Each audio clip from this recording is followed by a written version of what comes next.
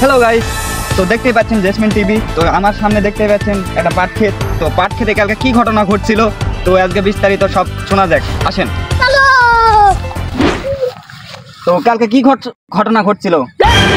কালকে কি ঘটছিল সেটা আমি জানি, আমার মা গো। তারপরে কি হয়েছিল? কালকে দুটা সেরি ঢুকছিল শাক তোলার জন্য, আমার মা গো। তারপরে দুটা স্যাংরা ঢুকছিল, আমার মা গো।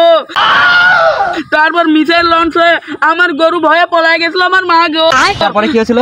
আমার গরু এখনো খুঁজে পাচ্ছে না, আমার মা গো। আমার গরু খুঁজা দেন, আমার মা গো। আচ্ছা আচ্ছা, তো গাইস আশপাশে আর কেউ আছে নাকি তার থেকে শোনা যাক। তো অলরেডি আসুন।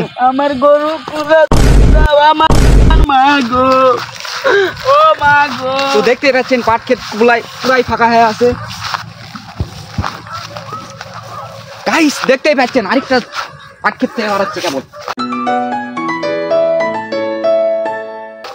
তো এই ঘটনার জন্য কি কি হয়েছিল কালকে? ये कहाँ फंस गया भाई मैं। কালকে শুনছিলাম পাট ক্ষেতে ঝড় উঠেছিল, আমার মা গো। তারপরে কি হলো? ওটা দেখার জন্য আমি গেছিলাম, মা গো।